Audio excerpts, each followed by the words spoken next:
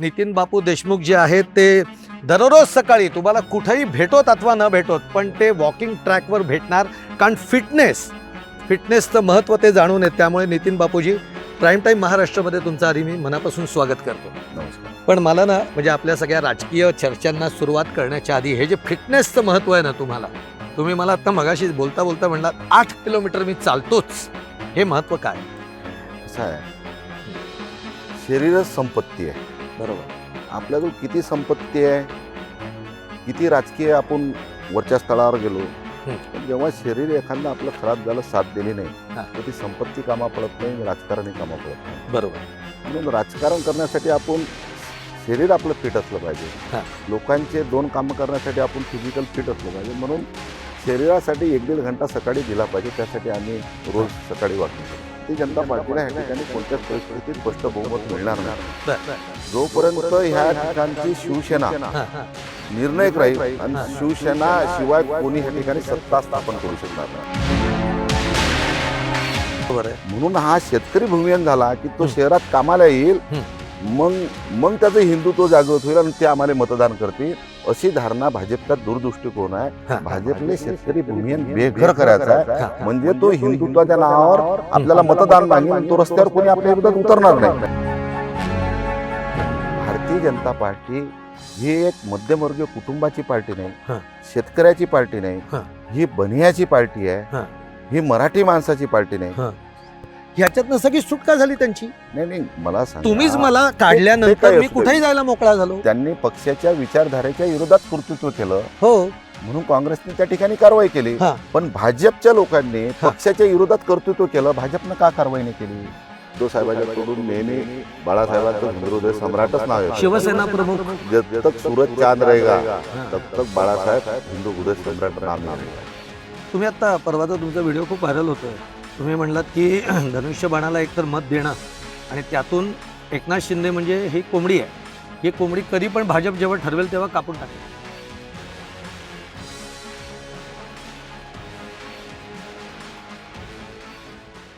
Mood महानगरांचा या prime टाईमच्या विशेष कार्यक्रमामध्ये आपलं सगळ्यांचं मनापासून स्वागत. आपण आपला सगळा संभाजीनगरचा दौरा पूर्ण करत आता आपण अकोल्यामध्ये पर्यंत आलेलो आहोत. अकोल्यामधलं काय चित्र आहे, अकोल्यामध्ये कुणाचं बलाबल आहे, अकोल्यात सध्या सगळेच पक्ष जे आहेत ते एकमेकांच्या विरोधामध्ये उभे आहेत. अशा वेळेला उद्धव ठाकरे गटाच्या शिवसेनेचे अकोल्यामधले म्हणजे विदर्भामध्ये सध्या उबाठा गटाचे 2 आमदार आहेत.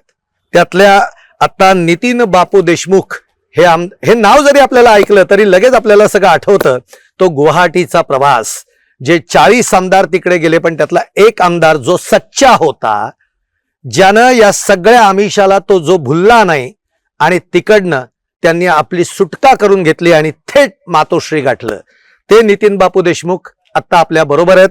आणि मी त्यांना गाठलंय ते सुद्धा वॉकिंग ट्रॅकवर गाठलंय. म्हणजे असं मी ऐकतो की नितीन बापू देशमुख जे आहेत ते दररोज सकाळी तुम्हाला कुठेही भेटोत अथवा न भेटोत पण ते वॉकिंग ट्रॅकवर भेटणार, कारण फिटनेसचं महत्त्व ते जाणून आहेत. त्यामुळे नितीन बापूजी प्राईम टाईम महाराष्ट्रामध्ये तुमचं आधी मी मनापासून स्वागत करतो. नमस्कार. पण मला ना म्हणजे आपल्या सगळ्या राजकीय चर्चांना सुरुवात करण्याच्या आधी हे जे फिटनेसचं महत्त्व आहे ना, तुम्ही मला आता मगाशी बोलता बोलता म्हणलात 8 किलोमीटर मी चालतोच, हे महत्त्व काय? कसं आहे, शरीरच संपत्ती आहे. बरोबर. आपल्याजवळ किती संपत्ती आहे, किती राजकीय आपण वरच्या स्थळावर गेलो, पण जेव्हा शरीर एखादं आपलं खराब झालं, साथ दिली नाही, तर ती संपत्ती कामा पडत नाही, राजकारणही कामा पडत नाही. बरोबर आहे. म्हणून राजकारण करण्यासाठी आपण शरीर आपलं फिट असलं पाहिजे. लोकांचे 2 कामं करण्यासाठी आपण फिजिकल फिट असलं पाहिजे. म्हणून शरीरासाठी 1-1.5 घंटा सकाळी दिला पाहिजे. त्यासाठी आम्ही रोज सकाळी वॉकिंग करतो. बर, आता जसं शरीर फिट आहे तसं ज्या पक्षाचं तुम्ही इथली सगळी कमान तुम्ही सांभाळून आहात तो पक्ष सध्या किती फिट आहे? कारण त्या पक्षाला कमजोर करण्याचा सगळा प्रयत्न हा जेवढ्या म्हणून काही दिशा असतील त्या सगळ्या दिशांवरनं होतोय. राजकारणामध्ये निश्चितपणे चढ उतार येत असतात. अकोला जिल्ह्याचा जर इतिहास पाहिला तर या ठिकाणी सुरुवातीला 2002 पासून भारतीय जनता पार्टीचे महापौर आहेत. बरोबर. 2002 ला शिवसेना भारतीय जनता पार्टी अशी युती होती. नंतर कालांतरानं ती युती तुटल्यानंतर हम्म. मागच्या वेळेस भारतीय जनता पार्टीचं या ठिकाणी स्पष्ट बहुमत आहे हो. होतं. हम्म. परंतु ह्यावेळेची परिस्थिती अशी आहे हम्म. की भारतीय जनता पार्टीला ह्या ठिकाणी कोणत्याच परिस्थितीत स्पष्ट बहुमत मिळणार नाही. बर. जोपर्यंत ह्या ठिकाणची शिवसेना हा. निर्णायक राहील आणि हा. शिवसेना शिवाय कोणी ह्या ठिकाणी सत्ता स्थापन करू शकणार नाही. बर. अशी परिस्थिती आज शहरातली निर्माण आहे. अशी परिस्थिती निर्माण आहे असं तुम्ही जेव्हा म्हणता तेव्हा आधी मला दोन गोष्टींकडे तुम्हाला हे करावं लागेल की या निवडणुकीमध्ये जाताना शिवसेना ही फुटली आहे. शिवसेनाचे दोन तुकडे झालेले आहेत आणि सध्या आपण एकनाथ शिंदेची जी मूळ शिवसेना ते म्हणतायत की आमची मूळ शिवसेना आहे, त्यांच्याकडे धनुष्यबाण आहे, त्यांच्याकडे शिवसेना हे नाव आहे. आणि आत्ता गेल्या विधानसभेपासून आपण बघतोय किंवा नगर परिषद असेल, नगरपंचायत असेल, या निवडणुकांमधनं जे काही त्यांचं ताकद दिसलेली आहे ती बघताना तुम्ही कसं म्हणताय की आता इथे शिवसेनेची ताकद इतकी आहे की कुठलाही पक्ष हा शिवसेनेशिवाय निवडून येणार नाही? तुम्ही बघा, लोकांच्या लक्षात आलं 2000 विधानसभेच्या 2025च्या विधानसभेला या बाजूला जायचं का बापू? भारतीय आपण जनता जरा एक पार्टीने छान चला, रस्ता चला. वाटतोय, हळूहळू जरा जाऊया. म्हणजे- विधानसभेच्या निवडणुकीमध्ये भारतीय जनता पार्टीने बटेंगे तो कटेंगे असा नारा दिला होता. हो. तुम्ही पहा, दर निवडणुकीला भारतीय जनता पार्टी वेगळे वेगळे फंड घेऊन येते. बरोबर. 2014च्या लोकसभेला भारतीय जनता पार्टीने कोणता नारा दिला हा. होता की 2 कोटी लोकांना आम्ही दरवर्षी नोकऱ्या देऊ. बरोबर. सबका साथ सबका विकास. हो. शेतकऱ्याच्या खात्यात आम्ही 15 लाख रुपये टाकू. बरोबर. हा 2014चा नारा होता. हो. आता 2019ला भारतीय जनता पार्टीने दुसरा नारा दिला, दुसरा फंडा काढला. म्हणजे दर निवडणुकीला भारतीय जनता पार्टी वेगळे फंड घेऊन येते बरोबर. आणि मतदार पहिला फंडा विसरून जाते भारतीय जनता पार्टीने काय म्हटलं. हा.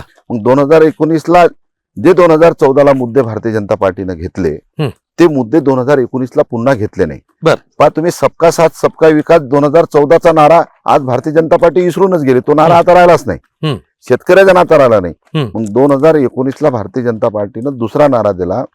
देशाच्या पंतप्रधानांनी सांगितलं होतं की ये देश में हिंदुस्तान में ये घर ऐसा नहीं रहेगा कि जिसका पक्का घर नहीं होगा. बरोबर. ये मोदी जी का सपना है, मेरा वर्थ है. हा.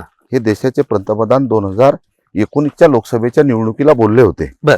आज 2026 लागलं. हो. अद्यापर्यंत या देशातली जनता, ग्रामीण भागातली, ह्या शहरातली जनता 50% लोक कुळाच्या घरात राहतात. बरोबर आहे. मग बघा, 2019 झालं. हा. मग आता 2024-25 लागलं. मग 2024-25ला भारतीय जनता पार्टीनं दुसरा फंडा काढला. त्यांना माहित होतं की आता कुळाच्या घरावाल्याची आपण फसवणूक केली, बरोबर, आपण शेतकऱ्याची फसवणूक केली, हा. आपण बेरोजगार लोकांची फसवणूक केली, त्यांना नोकरी देणार होतो, नोकरी दिला नाही. हा. आपण 100 स्मार्ट सिटी करणार होतो, ते हा. आपण केला नाही. हा. सबका साथ सबका विकास म्हणजे प्रत्येकाला वाटलं की सगळ्यांचा विकास होईल, हा. तो आपण केला नाही. हा. मग आता निवडणूक जिंकायची तरी कशी? हा. तर मग 2025ला भारतीय जनता पार्टीनं बटेंगे कटेंगे नारा दिला. बरोबर. आणि बटेंगे कटेंगेच्या नादी त्या विधानसभेला लोक बळी पडले. हा. आणि लाडली बहीण योजना, बरोबर, आमच्या काही बहिणी त्याला बळी पडल्या आणि हा. त्या बळीपोटी त्यांना ते मतदान मिळालं आणि विधानसभेला तो परिणाम आपल्याला पाहायला मिळाला. बर. परंतु आज रोजी सुद्धा तुम्ही बघा, हा. जेव्हा काँग्रेसचं सरकार या देशामध्ये होतं त्यावेळेस काँग्रेसनं कधी संजय निराधार गांधी योजनेच्या नावाखाली कधी मतदान मागितलं नाही. बरोबर. आज रोजी सुद्धा काँग्रेसनं त्यावेळेची योजना काढलेली संजय निराधार गांधी योजना आज रोजी सुद्धा चालू आहे. बरोबर. आज रोजी सुद्धा चालू आहे. पण काँग्रेसनं कधी त्या योजनेखाली कधी मतदान मागितलं नाही. हो. आता प्रत्येक महिलाच्या लक्षात आलं की आपल्याला 1,500 रुपयात आपले मतं घेऊन राहिले. बरोबर. पण माझ्या मुलाचं भवितव्य काय? हा. माझ्या मुलाला नोकरी मिळणार आहे का? बरोबर. माझ्या मुलाला रोजगार मिळणार आहे का? हा. व आज ग्रामीण भागातल्या म्हणा का शहरी मध्यमवर्गीय कुटुंबातल्या लोकांची अशी परिस्थिती आहे, 40-40 वर्षाची मुलं झाले, त्यांना कोणी मुलगी लग्नाला देत नाही. बरोबर. ही परिस्थिती निर्माण कोणा केली? मग ते शेतकऱ्याची असू द्या का मध्यमवर्गीय कुटुंबातली असू द्या. तुम्ही आपण जर शेतकऱ्याच्या बारकाईने जर विचार केला की 20 वर्षाच्या अगोदर आम्ही लहान होतो, एखाद्या कुटुंबातली मुलगी जर नोकरीवाल्याला द्यायची असली तर तिची आई म्हणे त्याच्या घरी शेती आहे का? बर. त्याच्या घरी शेती असेल तरच त्या नोकरीवाल्याला मुलगी द्या. बरोबर. मग हा विचार का होता? त्या आईचा विचार हा होता की मी जरी नोकरीवाल्याला मुलगी दिली पण त्या नोकरीवाल्याचं जर कमी जास्त एखादी दुर्घटना झाली हा. तर माझी मुलगी कुटुंबाचा उदरनिर्वाह कुठून चालवेल? बर. तर तिच्या घरी शेती असली मला पाहिजे. वाटतं आपण इथपर्यंत आलेलो आहोत. इथं 2 मिनिटं बोलूयात, पुन्हा आपल्या मूळ ट्रॅकला चालत जाऊयात. हा, continue. तिच्या घरी शेती असली पाहिजे बरोबर आहे. असं त्या आईची इच्छा होती. हा. परंतु आज हा. त्या 20 वर्षानंतर काळ बदलला बरोबर.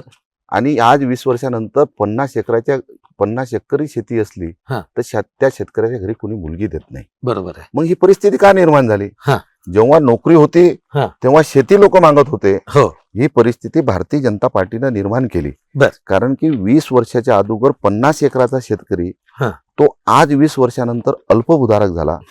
आता 15 वर्षानंतर अल्पभूधारक असलेला शेतकरी हा भूमिहीन बेघर होईल.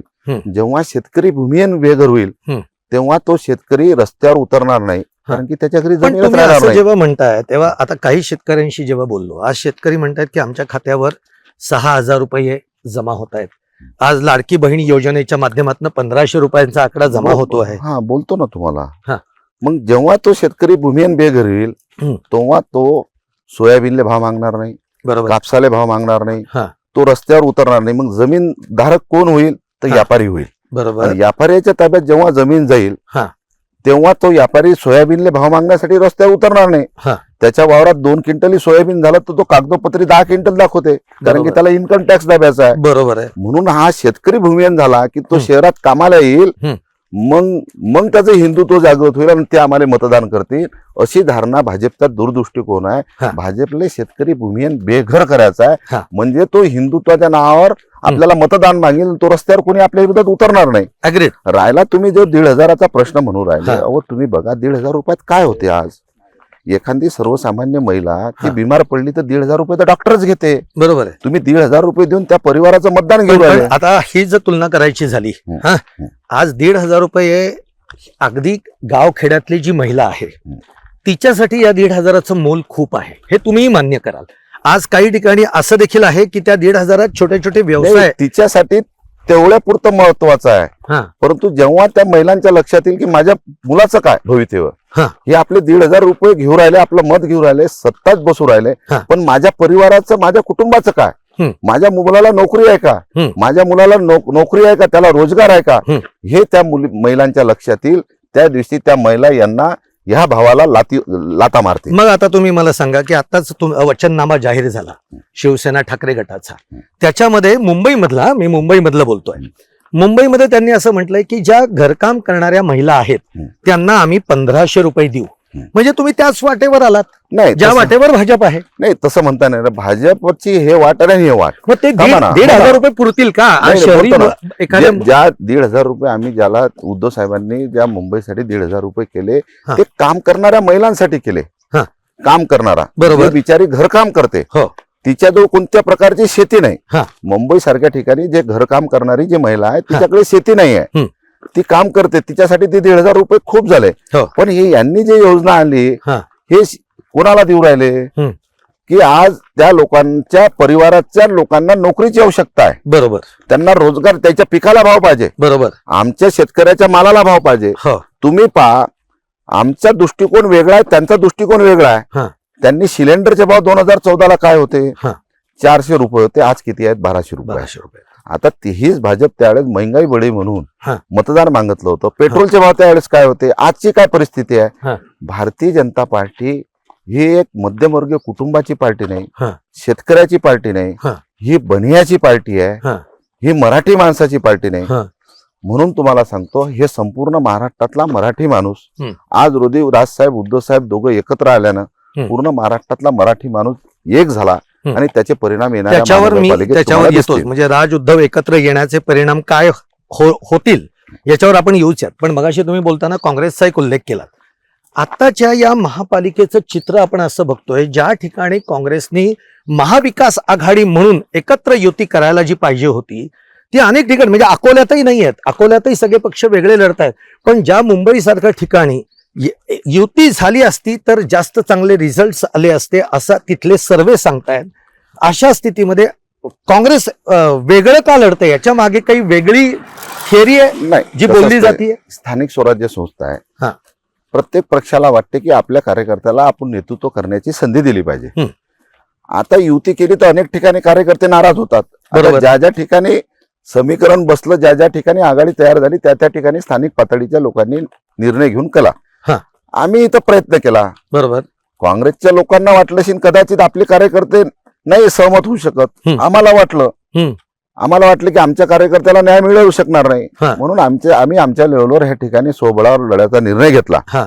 पण ते ज्या ठिकाणी आमचा कॅन्डिडेट उभा नाही त्या ठिकाणी आम्ही काँग्रेसला मदत करणार आहोत. ज्या ठिकाणी काँग्रेसचा कॅन्डिडेट नाही त्या ठिकाणी ते आम्हाला मदत करणार आहे. पण याच्यामधनं जर का काही चित्र वेगळं झालं तर एक अप्रत्यक्षरित्या काँग्रेस भाजप किंवा महायुतीला मदत करते असं चित्र उभं राहत नाही का? याचं कारण मी तुम्हाला सांगतो. आता नुकतंच अंबरनाथमध्ये मुंबईमध्येच काँग्रेस आणि भाजपची युती झाली. अर्थात ती युती संपली, म्हणजे देवेंद्र फडणवीसांनी त्याच्यावर भाष्य केलं. पण झालं काय तर सपकाळांनी त्यांच्या काही लोकांना निलंबित केलं. ते निलंबित लोक ऐका त्या पक्षातनं भाजपमध्ये आले. तुम्ही बघा किती फरक आहे. सपकाळ साहेबांनी काँग्रेस भाजप सोबत काँग्रेसचे नगरसेवक बसले म्हणून सपकाळ साहेबांनी त्या काँग्रेसच्या नगरसेवकाला निलंबित केलं. भाजपनं का नाही केलं? देवेंद्रजींनी त्यांचा प्रवेश घेतला, पण देवेंद्रजींनी स्थानिक नेतृत्वाला त्या नगरसेवकाला जो गटनेता झाला, ज्यांनी गट तयार केला, जरा काही तक्रार नसेल थांबा ना, जरा 4 पावलं बसूयात का इथे? बसून इथं बसूयात की थोडं इथं उतार आहे, थोडासा ग्राउंड लेवल. बरं, या ग्राउंड लेवल असं बसूया, चालतंय. तर मला सांगा, काँग्रेसनं भाजप सोबत नगरसेवक बसले म्हणून त्यांनी कारवाई केली. भाजपनं का कारवाई नाही केली? भाजपनं त्या नगरसेवकाला निलंबित का नाही केलं? त्याच्यामधली गोम सांगतो ना तुम्हाला, सांगा ना. त्याच्यामध्ये गोम अशी आहे की आता ह्या 4 लोकांवर कोणती कारवाई, म्हणजे पक्षातनं काढलं, मग आता ते कुणाकडेही जायला मोकळेत. बरोबर आहे. म्हणजे आपण जे म्हणतो ना की संविधानातल्या 10 कलमानुसार तुम्ही काय 1/3 जर गेला नाहीत तर तुम्हाला मग अमुक एक काय निवडणूक लढवता येत नाही, तुमच्यावर पक्षांतर बंदी कायदा येतो वगैरे वगैरे. ह्याच्यातनं सगळी सुटका झाली त्यांची. नाही मला सांगा, तुम्हीच मला काढल्यानंतर मी कुठेही जायला मोकळा झालो. त्यांनी पक्षाच्या विचारधारेच्या विरोधात कर्तृत्व केलं, हो, म्हणून काँग्रेसने त्या ठिकाणी कारवाई केली. पण भाजपच्या लोकांनी पक्षाच्या विरोधात कर्तृत्व केलं, भाजपनं का कारवाई नाही केली? मला सांगा, अकोटमध्ये एमआयएम संघ बसली ना भाजप? हो, बसली ना. ते म्हणजे बसले नाहीये, ते मागं घेतलंय त्यांनी. मागं घ्यात काय? मला सांगा, एखाद्या मुलीवर अत्याचार करायचा मग म्हणायचं मी मागं घेतला, अत्याचार करायचा मग म्हणायचं मागं घ्यायचा, हे काही पद्धत आहे का? इथले स्थानिक आमदार काय त्यांनी एमआयएम बरोबर युती केली तर काय म्हणजे? मला सांगा, इथले स्थानिक आमदार म्हणतात की बा एमआयएमने आमचे विचार स्वीकारले, एमआयएम आमच्या सोबत आली तर आमचे विचार एमआयएमने स्वीकारले. मग एमआयएमने जर भाजपचे विचार स्वीकारले का हिंदुत्वाचे विचार स्वीकारले तर ह्या देशात हिंदुत्वाच्या नावावर मत मागण्याचा प्रश्नच निर्माण नाही होत. मग एमआयएम जर याचे विचार स्वीकारू आले तर मग प्रश्न कोणता राहिला? तेच म्हणताय तुम्ही. बघा, भाजप एमआयएम सोबत बसली तर भाजप काय म्हणते की एमआयएमने आमचे विचार स्वीकारले. जेव्हा उद्धव साहेब महाराष्ट्राचे मुख्यमंत्री झाले होते, उद्धव साहेबांनी काँग्रेसचा मुख्यमंत्री नव्हता केला. बरोबर आहे. काँग्रेसनं शिवसेनेचा मुख्यमंत्री केला. मग भाजप अशी का नाही बोलली की काँग्रेसनं हिंदुत्व स्वीकारा करके? बरोबर आहे. मुख्यमंत्री कोणी केला? काँग्रेसने केला. शिवसेनेनं काँग्रेसचा नाही केला. काँग्रेसनं शिवसेनेचा मुख्यमंत्री केला, शिवसेनेनं काँग्रेसचा नाही केला. मग भाजप अशी का नाही बोलली की काँग्रेसने हिंदुत्व स्वीकारा करके? उद्धव साहेबांनी हिंदुत्व सोडलं म्हणतात, काँग्रेसने हिंदुत्व स्वीकारलं असं नाही म्हणत. मग आज देवेंद्रजीनं ह्या भाजपनं एमआयएमचे विचार स्वीकारले असं का म्हणता येणार नाही? मुद्दा तुमचा अगदी परफेक्ट आहे. जर भाजपनं एमआयएमचे विचार स्वीकारले असंच म्हणा लागेल ना. बरोबर. जर उद्धव साहेबांनी हिंदुत्व सोडलं असं म्हणता तर मग भाजपने एमआयएमचे विचार स्वीकारले असं म्हणा लागेल. कारण की उद्धव साहेबाला मुख्यमंत्री काँग्रेसनं केलं होतं. उद्धव साहेबांनी शिवसेनेनं काँग्रेसचा मुख्यमंत्री नाही केला. बरोबर. काँग्रेसनं हिंदुत्व स्वीकारलं आम्ही असं म्हणतो. नाही, पण त्यांना एक गोंडस नाव देतात ना ते, की आम्ही युती करण्याच्या आधी आम्ही काही ठराविक तत्व नियम याच्यावर काम करतो, हिंदुत्वावर आम्ही बोलणार नाही, आम्ही आमचं शाहू फुले आंबेडकर मुद्दा हे करू. पण आता तुम्ही हिंदुत्वावर आलात म्हणूनच विचारतो, तुम्हाला महाविकास आघाडीमध्ये असताना हिंदू हृदय सम्राट बाळासाहेब ठाकरे असं तुम्ही नाही म्हणू शकलात. तुम्ही भाषणांमधनं तमाम माझ्या हिंदू भगिनींना भावंडांना नाही म्हणू शकला. नाही, हे चुकीचं आहे. ते बोलल्या गेलं, म्हटल्या गेलं. उद्धव साहेबाच्या तोडून नेहमी बाळासाहेबांचं हिंदू सम्राटच नाव येतं. शिवसेना प्रमुख. जब तक सूरज चांद रहेगा हा. तब तक बाळासाहेब हिंदू हृदय सम्राट नाम ही रहेगा. तुम्हाला सांगतो, तुम्ही बघा भारतीय जनता पार्टी ज्या पद्धतीनं राजकारण करू राहिली, आज तुम्ही एकंदरीत जर आपण अभ्यास बघितला, नगरपालिकेच्या निवडणुकीमध्ये प्रदेश अध्यक्ष जे भारतीय जनता पार्टीचे काय होते, आमची युती आता फक्त 5 तारखेपर्यंत आहे, म्हणजे लोकांची दिशाभूल करत होते. बरोबर आहे. निवडणुका लागल्या, डबल एकनाथ शिंदे एकत्र बसले. आज महानगरपालिकेमध्ये पुन्हा ते स्ट्रॅटेजी त्यांनी ठरवली. त्यांनी अजित पवारांच्या विरोधात त्यांनी वातावरण हे करून गेलं, म्हणजे अजित पवारांना मुस्लिम वोट घ्यायचा आहे, यांना अजित पवारच्या विरोधात तिथे हिंदू वोट घ्यायचा आहे. म्हणून अजित पवारच्या विरोधात यांनी रान पेटवणं लावलं. अजित पवारांनी यांच्या विरोधात रान पेटवणं लावून राहिलं, पुण्याला म्हणा, पिंपरी चिंचवडला म्हणा, की यांना हिंदू घ्यायचे आहेत, यांना मुस्लिम घ्यायचे आहेत. अजित पवार यांच्या सोबत उद्या एकत्र राहतील. आज बोलू राहिले. तुम्हाला जर एवढं पाणी आहे तर आजच तुम्ही मंत्रिमंडळातून अजितदादांना यांना हकलून द्यायला लागत होतं. हे याची पॉलिसी आहे. यांना कोणी चालते, एमआयएम जर यांना चालते तर यांना कोणी चालतंय. तुम्ही आता परवाचा तुमचा व्हिडिओ खूप व्हायरल होतोय. तुम्ही म्हणलात की धनुष्यबाणाला एकतर मत देणं आणि त्यातून एकनाथ शिंदे म्हणजे ही कोंबडी आहे, ही कोंबडी कधी पण भाजप जेव्हा ठरवेल तेव्हा कापून टाकेल. म्हणजे काय, तुम्हाला काय तुम्ही बघा, शिवसेनेचा आणि धनुष्यबाणाचा निर्णय सुप्रीम कोर्टामध्ये प्रलंबित आहे. बरोबर आहे.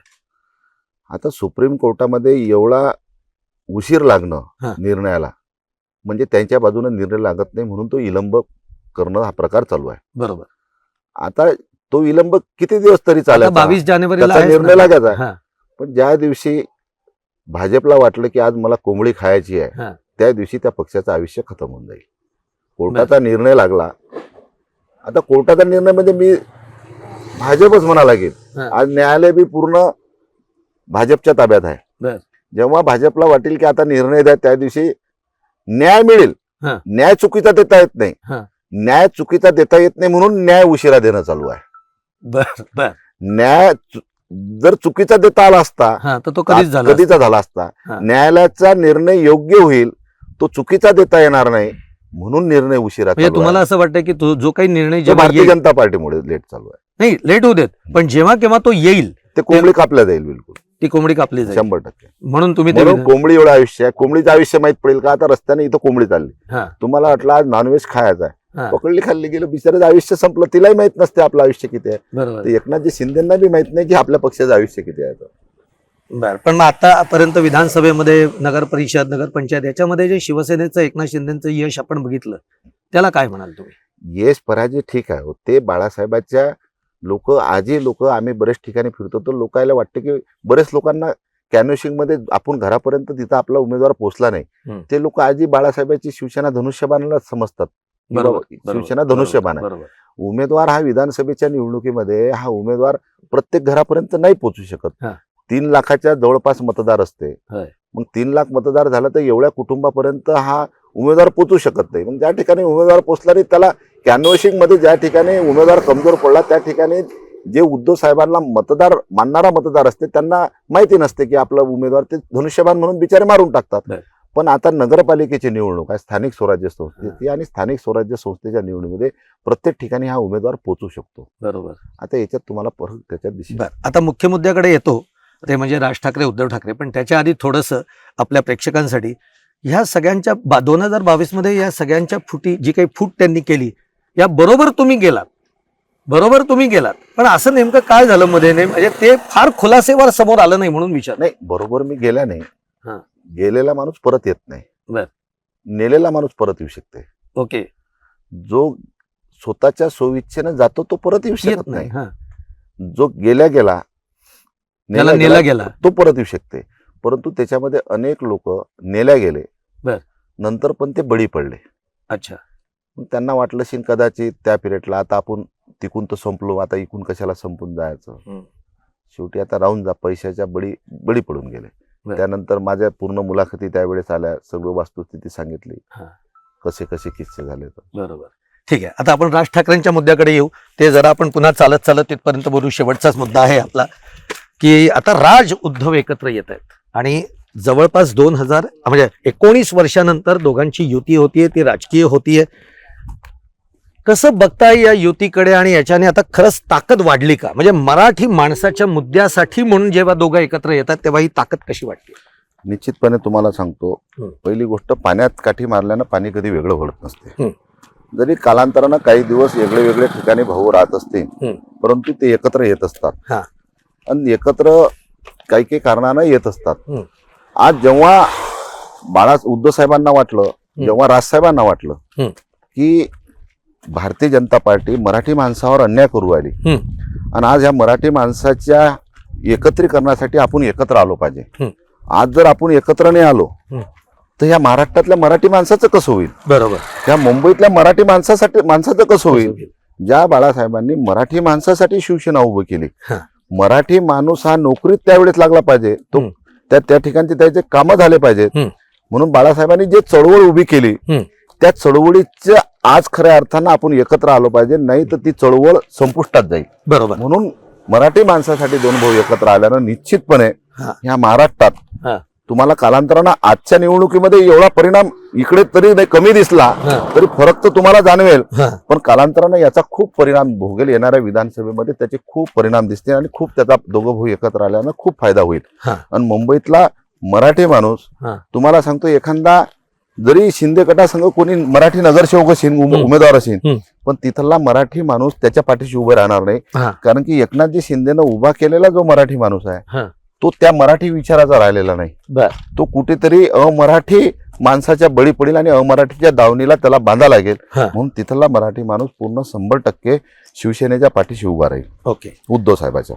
आता आपण एकूण अकोल्याच्या राजकारणावर म्हणजे आताच्या महापालिका निवडणुकांच्या दृष्टीनं बघितलं तर इथलं वातावरण कसं वाटतंय? कारण आता सगळेच पक्ष वेगवेगळे आहेत.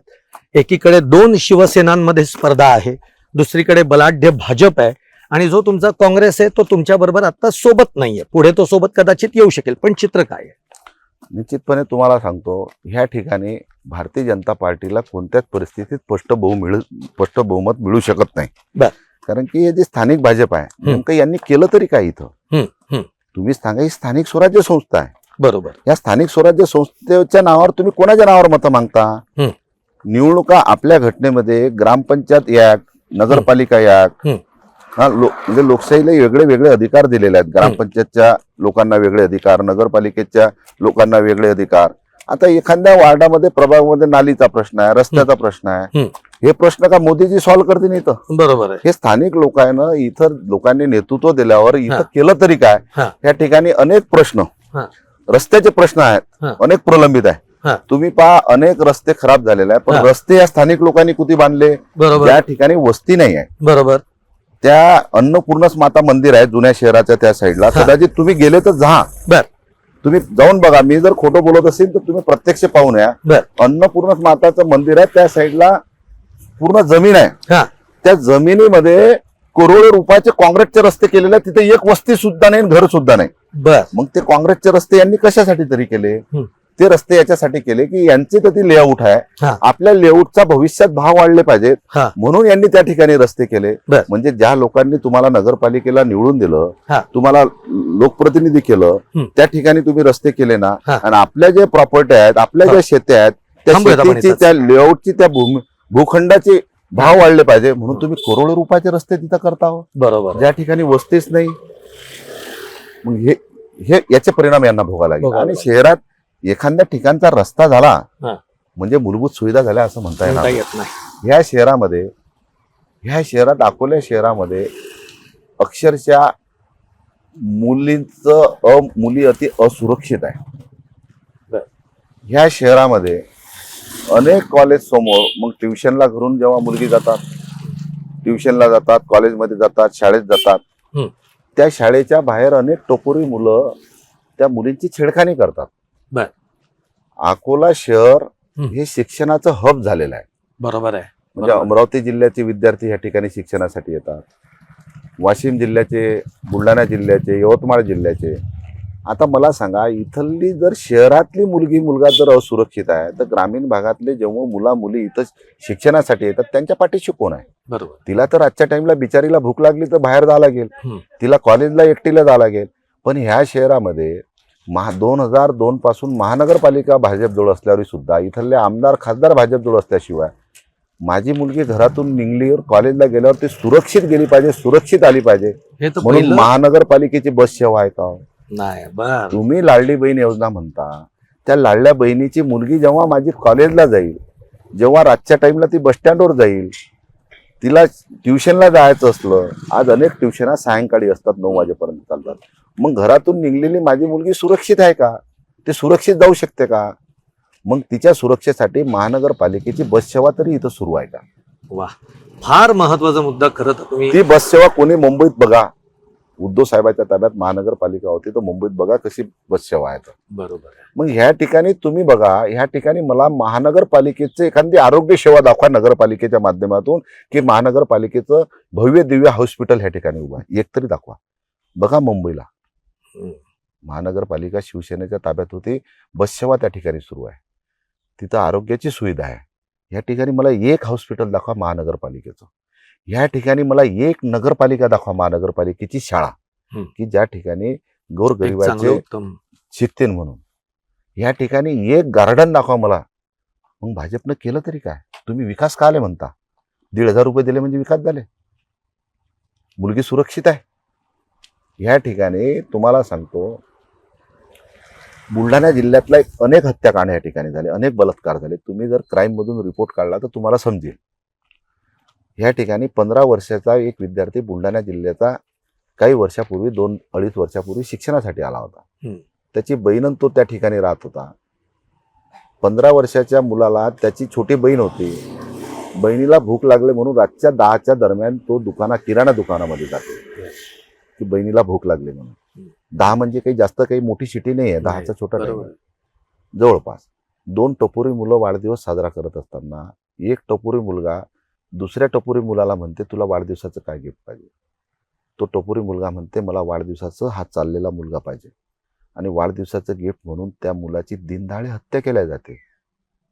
त्याचा काही दोष नसताना तो शिक्षणासाठी आला. त्याच्या वडिलांनी शेती विकली, त्याला इथं ट्युशन क्लासेस लावले. मग दिनदहाडे काही दोष नसताना विद्यार्थ्याची हत्या केल्या जाते. मग हे शहर सुरक्षित आहे का? ह्या ठिकाणी जवाहरनगर चौकाच्या भागाला कॅफे चालतात.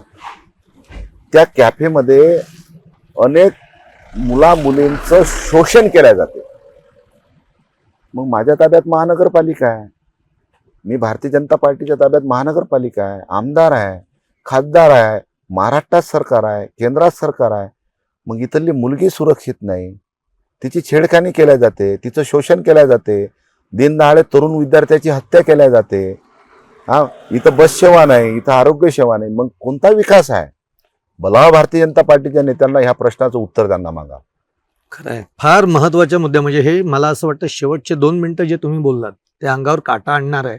मला वाटतं आपण याच्या पलीकडे आता बोलण्यासारखं म्हणजे ही उत्तरं मागितली पाहिजेत असे खरं तर तुम्ही प्रश्न निर्माण केलेले आहेत.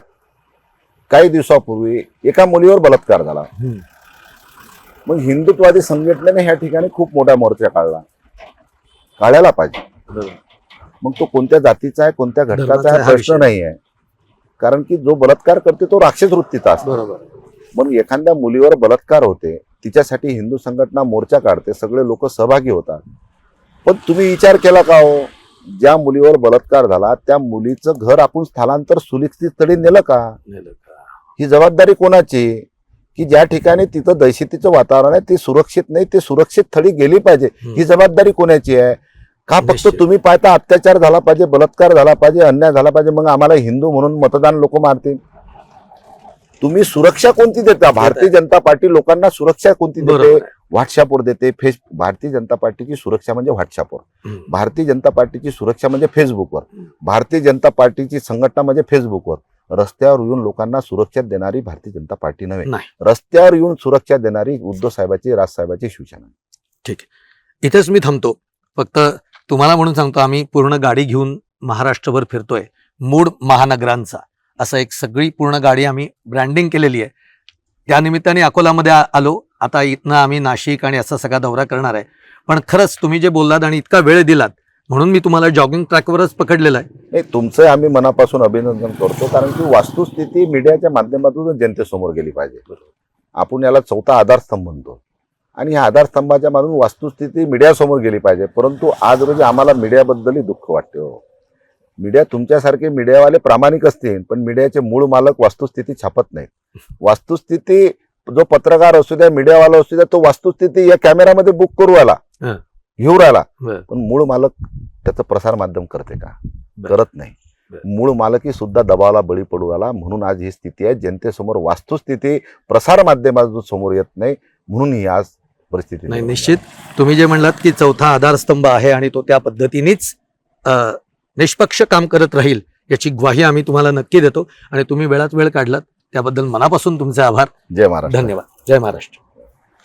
आपण बघतोय की आता छान सकाळची जी वेळ आहे ती माझी खरंच नितीन बापू देशमुखांच्या बरोबरची ही सकाळ माझी म्हणजे अविस्मरणीय याच्यासाठी झाली, जे खरंच त्यांनी मुद्दे उभे केलेत की ज्या प्रश्नांची उत्तरं इथल्या सत्ताधारी पक्षाला निश्चित मागितली पाहिजेत आणि प्राईम टाईम महाराष्ट्र हे प्रश्न नक्की मांडेल. एवढीच मी तुम्हाला इथं सांगतो आणि इथं आम्ही दोघंही थांबतोय. पाहत राहा प्राईम टाईम महाराष्ट्र.